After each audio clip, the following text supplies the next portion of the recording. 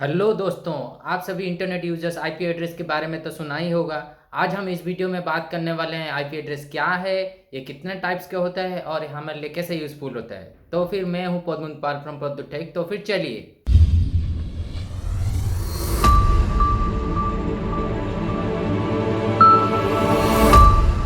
दोस्तों, हम लोग इंटरनेट क्यों यूज़ करते हैं? हम लोग इंटरनेट इसलिए यूज़ करते हैं कि हम लोग डाटा को रिट्राइव कर सकते हैं, सेंड कर सकते हैं यहाँ से वहाँ तक। आप मान के चलिए कोई पॉइंट एम है दुनिया में, आप दुनिया का दूसरा कोने तक हम लोग इंटरनेट के थ्रू अपना डाटा को भेज सकते हैं, या फिर मान लो कि ईमेल्स या फिर मैसेजेस या फिर कह लो कि ब्राउज भी कर सकते थे।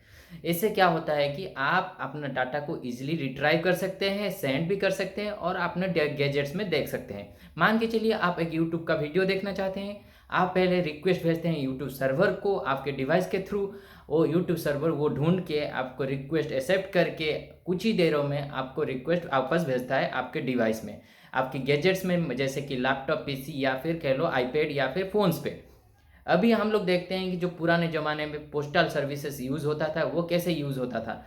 बेसिकली वो पोस्टल सर्विस आपको, अगर आपको यहाँ से वहाँ तक चिट्ठी भेजना है या फिर कोई पोस्ट सर्विसेज भेजना है, तो आपको पहले वो स्ट्रीट नंबर मालूम होना चाहिए या विलेज नंबर मालूम है या फिर हाउसिंग नंबर या फिर फ्लैट नंबर मालूम होना चाहिए। उसके साथ पिन कोड भी मालूम होना चाहिए। ऐसे करते हैं तो आप सेंडर से रिसीवर तक अपना पोस्ट भेज सकते थे।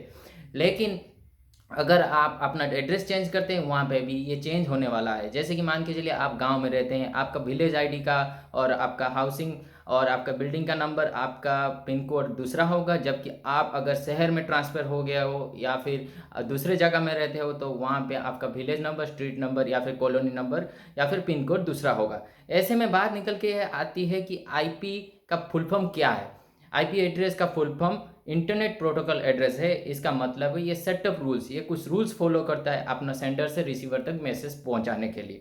अगर आप मान के देखिए कि आप जो यूट्यूब में वीडियो देख रहे हो, ये कुछ इंटरनेट प्रोटोकॉल्स के तरफ, वो लेयरिंग के तरफ उसके अंदर रहता है, जो हमको दिखाई नहीं देता है। वो कुछ रूल्स फॉलो करता है जिससे कि हमारा डाटा रिट्राइव हो सके या फिर सेंड हो सके। ऐसे बात निकल के आ रही है आईपी एड्रेस कितने टाइप का होता है। आईपी एड्रेस दो टाइप का होता है। मान के चलिए IPv4 और IPv6।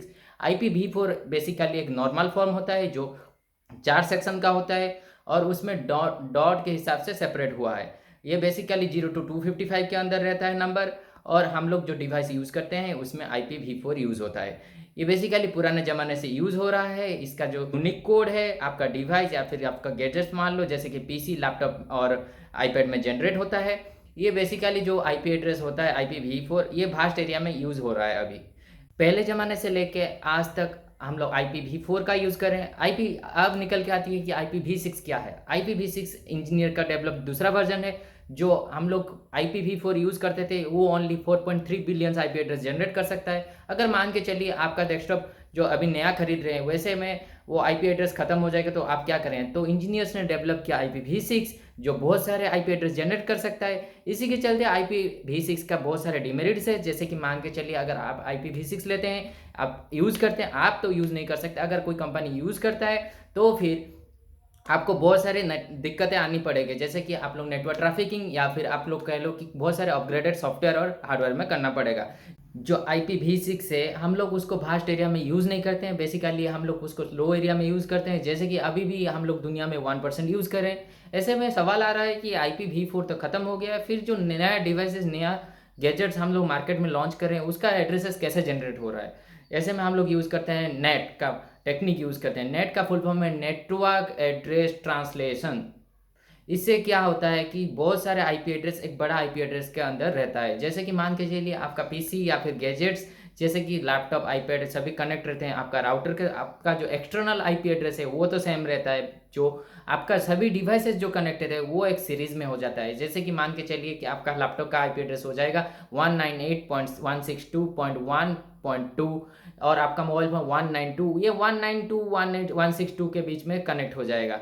लेकिन आप जो रिक्वेस्ट भेजते हो जो यूट्यूब को, वहाँ से वो रिक्वेस्ट आता है आपका राउटर तक, वो एक्सटर्नल आईपी सेम रहता है। बाद में जो राउटर आपको मतलब जहाँ से रिक्वेस्ट जाता है वो वापस उसको भेज देता है। जैसे कि मान के चलिए आपका फ़ोन से रिक्वेस्ट गया है, वो वापस वहाँ पे भेज देता है। इससे क्या होता है कि हम लोग एक बड़ा आईपी एड्रेस के अंदर बहुत सारे आईपी एड्रेस अंदर रख सकते हैं। इससे हमको ईज़ी होता है। अगर आप V6 को यूज़ करेंगे, IPv6 को, तो आपको बहुत सारी तकलीफ़ें आने लगेंगी। जैसे मान के चलिए आपको सॉफ्टवेयर में भी अपग्रेड करना पड़ेगा, कुछ हार्डवेयर में भी अपग्रेड। इससे भी IPv6 अगर यूज़ करेंगे, आपका नेटवर्क भी एनहांस हो जाएगा, आपका कैपेबिलिटी भी एनहांस हो जाएगा, आपका परफॉर्मेंस भी एनहांस हो जाएगा।